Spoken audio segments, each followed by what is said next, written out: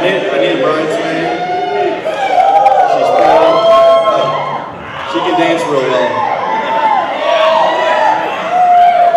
Plays a mean piano. Can you see them or do I need to ask them?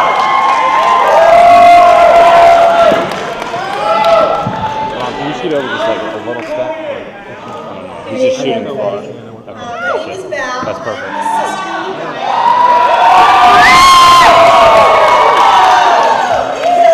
Stop. I need to give a speech. Thank you.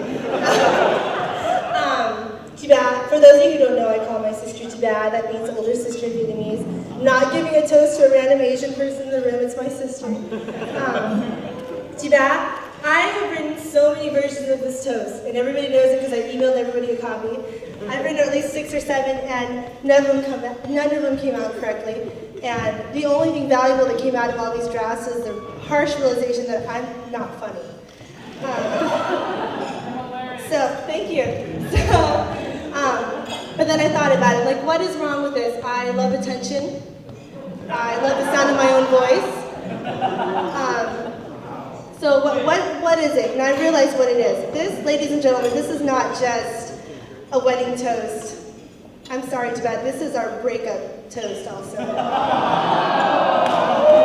For those of you who don't know, Van is not only my sister, we didn't have a choice by that, but we are also best friends. Before she moved to Virginia, she lived at my parents' house with me, so we were kind of roommates. She's my partner in crime. She was my sidekick. And the biggest thing I love about Jibat is she's the biggest fan of all my jokes. Those of you who don't know, I tell horrible jokes, and Jibat sincerely laughs at all of my jokes. So I thank you for that. And now I have to give her away. And it's incredibly hard. Thank you. But let me give you an example of a typical evening with Van and Val. I will be in my bedroom with a laptop, and I'll get an instant message that says, "Hi, Val, I miss you." And I'll say, "I miss you too." And she'll say, "Hey, we should go out tonight." And I'll say, "Sure." And so I'll hop into her bedroom, because she's right across the hall. We'll turn on the curling irons, and we'll just start getting ready, doing different updos, doing each other's makeup. Sometimes we don't even know where we're going.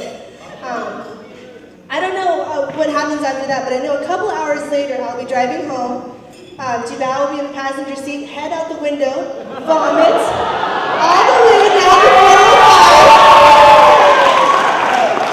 I'll help her up her bedroom, and I'll write a little message on her eyeliner, something like, "You overdid it."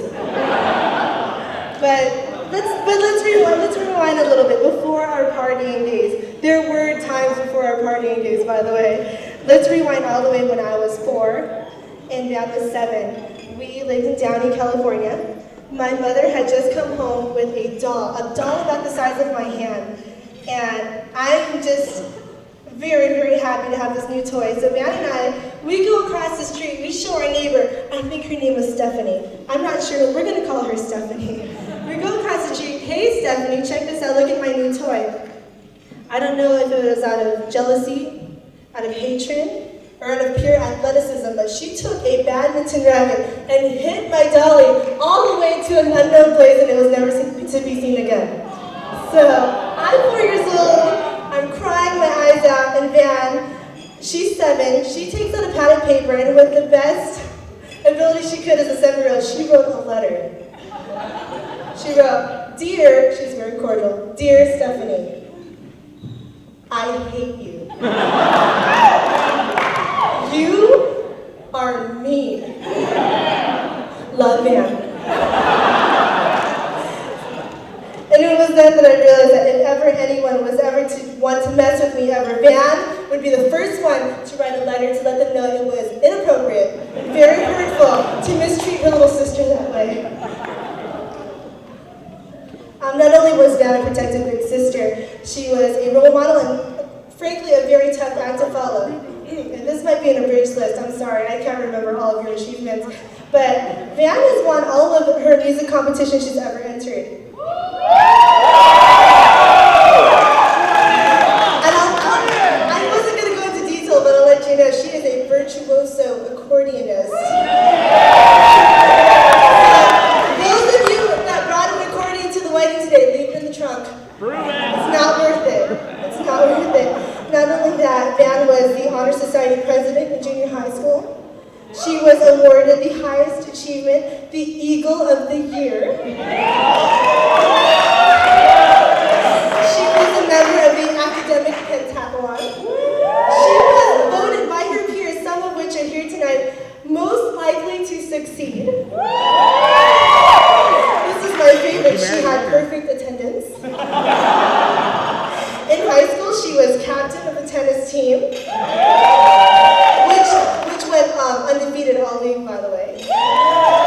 She was an honor student, a CSF seal bearer, and was very involved in student government. With that, I say, Eric, congratulations, you married a complete dork. All jokes aside, it's no wonder when I asked my mother to describe Van as a child, she said, she was my most disciplined child. She was always such a planner. And she also added, this marriage is the first thing she did not plan. This marriage is an act of love. And Mom said it best, how can I compete with love? So I'm sorry, too bad we're breaking up. Eric, I hope you can harmonize with any random song Van should sing. I hope you can eat a fast food meal in 6 minutes or under. I hope you can give her an updo in under 30 minutes.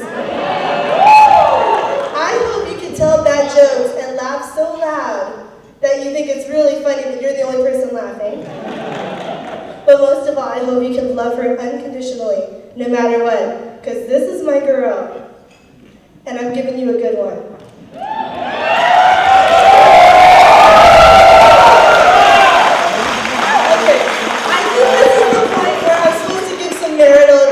Which is a complete joke. Me giving marital advice is kind of like me giving anybody directions anywhere. And it's not like I'm intentionally giving you bad directions, I just don't really know where I'm going.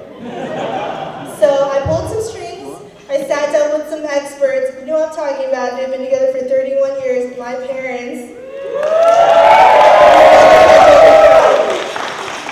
And then in the middle of my interview, I also know the younger couple, they're mildly good looking.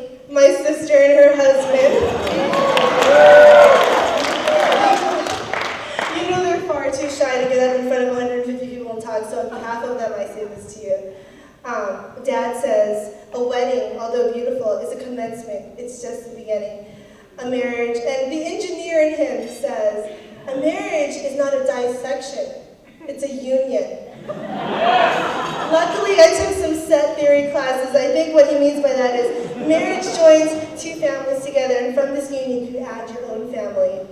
And I asked him to define a spouse, and Dad says a spouse is a mirror to reflect yourselves with. When I spoke to Mom said love and respect one another. Make every day of your marriage like it's the first day. And if you should get angry at each other, heaven forbid, if you should disagree, remind yourselves of your love for one another and your life together and compromise. Auntie Hai says, the only advice we have is, since we are far from being experts on marriage, remember marriage requires teamwork, compromise, and a lot of laughter, which we know you're an expert at, Van. We've enjoyed every moment thus far and are so excited for you guys, and you are in for a real adventure. You back, Eric? I'm back. Excuse me, that means all the really means. I'm back! Please take these words and keep it in a safe place. And I don't know, who knows, maybe one of these days you'll be dancing with a disco ball in your very own garage.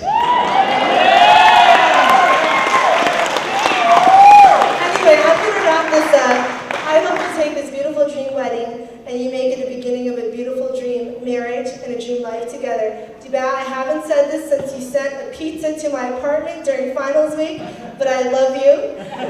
And here's to your happily ever after. To the bride and groom, everyone.